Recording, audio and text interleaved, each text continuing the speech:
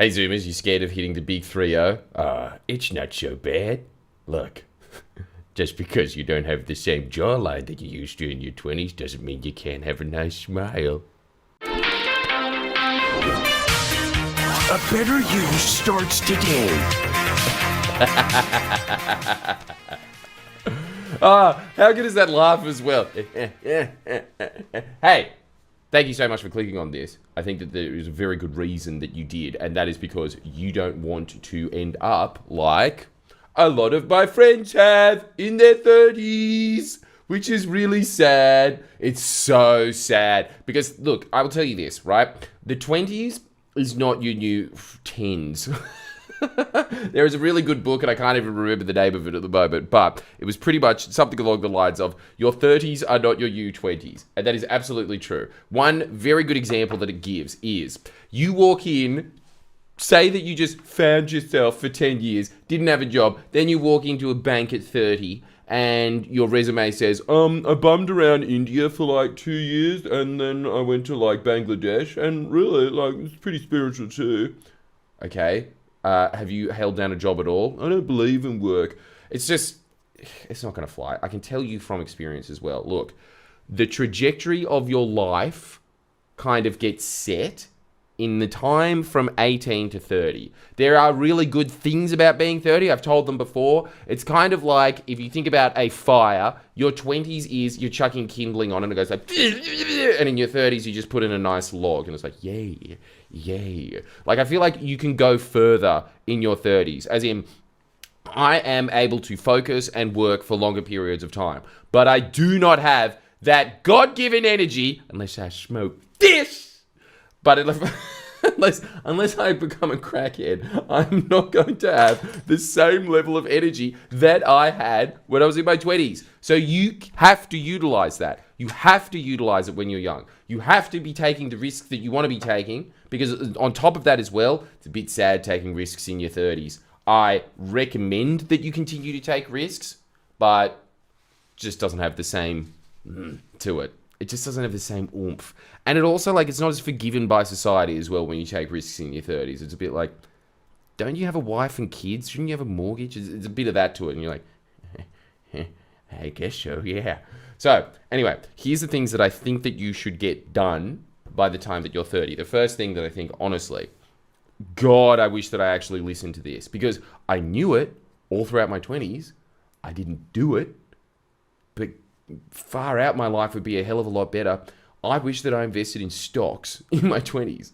And every single time you got to say, I don't have the money to invest in stocks. Yes, you do. Because there is money that is sitting around in your bank account that is doing nothing. Everybody has idle money. There's going to be a couple of people in the comments that are going to be like, I've got negative 20 cents, lol. And that is funny. You poor as shit. But for people, you know what I'm saying when people say, I don't have money, because a lot of the time they do have some money. They just don't have as much money as they thought. And like, in this day and age, investing in stocks is so easy. Like, you can literally invest $1 on the stock market. You can. I'm sorry, you can just download the app like Superhero or whatever. The reason that I think that you should be investing in it is, and nothing crazy, I'm not going to give you financial advice, because please believe me when I say I am not a good financial advisor. Most of my financial advice will be like, yeah, you know what you should do? Invest in sports bet and take a bet on the Dragons this weekend. That'd be most of it. But fortunately, I have other friends that are good at the stock market, and they have given me good advice. And I think that everybody does know somebody like that in this day and age. And if you don't, holy hell, that's tip number 2 for your 20s, which is you need to find a group of people that are of the same caliber. And I think, honestly, when I'm talking about of the same caliber, I mean, I'll go back to number 1. Just put some money in some index funds. For God's sake, start doing it. Just start doing it now, because it's exactly the same thing as superannuation. Yes, you will have superannuation. Superannuation is working for you anyway in Australia, but imagine if you had double superannuation by the time that you retire. So, now, I'll move on to the next one. The next one is, you need to make sure that you have not even necessarily a social circle, but a circle of social interaction, let's say, of people around you that are as hungry and ambitious as you are. When I'm always talking about, when people always say, oh yeah, you need to be in the right circles, you need to network and all this. Look, okay, that's all well and good. If you can be in the French Duke courts, if you can travel back in time and ingratiate yourself at the French Duke courts, by all means, please do it. Please do it. That'd be awesome. Tell me all your stories. I'd love to hear about how poofy their wigs are. But for us mere mortals, I think that what you are looking for is people that are just as ambitious as you are. That's the key right there. This is my big advice that I always give to anyone that ever wants to go into acting, anybody that wants to go into the creative fields. You are not looking for the established types. The established types are established. They don't need you. You are always just going to be a second-hand thought to them. If you ever go to an established agency, for instance, say they're an established agency with, I don't know, like Chris Hemsworth on the books or something, who do you think they're going to be focusing on? You or Chris Hemsworth? This is what I'm saying. What you need to find is an agent that is hungry and ambitious.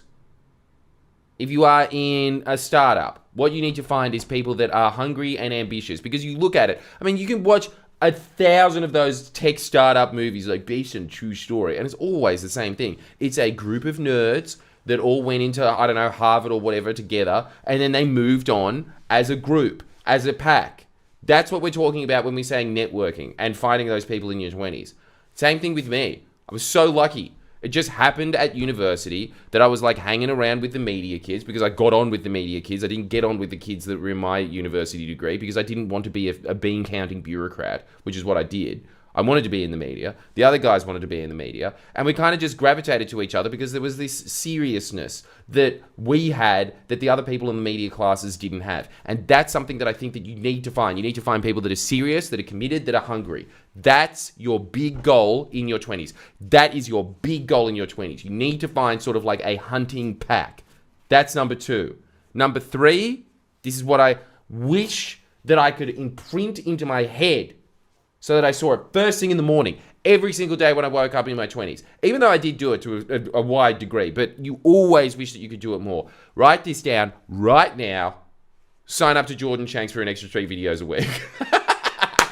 Hey, you've got it, not me. It's honestly a better investment than the superannuation, I'm telling you. Look, all I'm saying is self-help is what has gotten me to where I am to this day. And where I am, honestly, is phenomenal from where I started, you know? Okay, I'm not a big Hollywood celebrity or whatever, you know? But somebody that just came from like a single income disability household, didn't have any role models of heroicism, had no money, had no startup, you know, now I'm employing 15, 20 people or something like that. Look, the reason that this all happened is because I sat there and read a bunch of books that just brainwashed me into being this sort of machine that never stopped. And then that is what's going to get you where you need to go in life. I have circumnavigated all of that. I've condensed it. I've got it all in my head. I'm ready to go. And it's only about, I don't know, like the price of a cup of coffee a week. It's really, really cheap shit. And it's like anybody that signs up to it is always saying, it's changed my life. Completely changed my life. So make sure you do that. Make sure you come to the seminars. Go buy the seminars that are online. Anyway, here's the third one. Here is the third one. You need to get this in your head. You ready for this? Consistency is king. Write it down. I know that I've said it before, and I will say it again. Why? Because consistency is king. The more consistent you are on something, the better the results will be. You know how everybody always says, I don't know, especially in the arts or something, oh, I could do that. Anyone could do that. Yeah, they could, but would they? This is something that's very linked. Get ready for this. Isn't this a perler of a quote? Everything is simple. It's not easy. That's what they're talking about there. Everybody could do anything once. Can you do it 1,000 times? Can you just keep doing it until you're just like slightly better and quicker off the mark than the average person? I mean, look, in stand-up, that's pretty much all that's happening. You're just going up, you're doing crowd work, it sucks, you keep doing it, it starts getting more consistent. People say, I could do that because they're able to do it with their friends, but are you able to do it in front of a crowd, right? And that takes a lot of embarrassment and a lot of gristle and a lot of just hammering it out over and over again, saying cringy things that just, believe me when I say, haunt you for the rest of your life.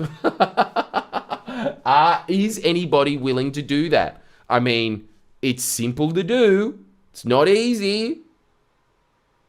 Everything that is ever given to somebody, barring Nepo baby kind of stuff, but anytime anybody has ever, earned something in life, let's say, you know what that is from?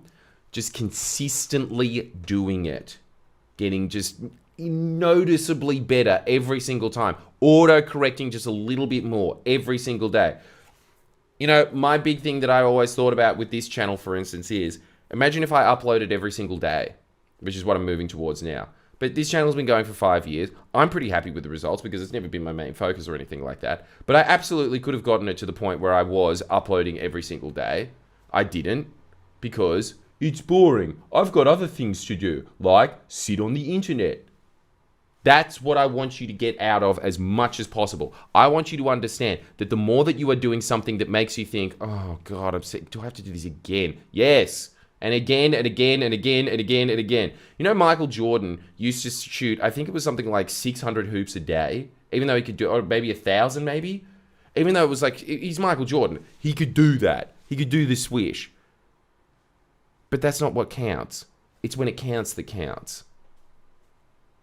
Those are the 3 things that I wish for you by the time you're 30.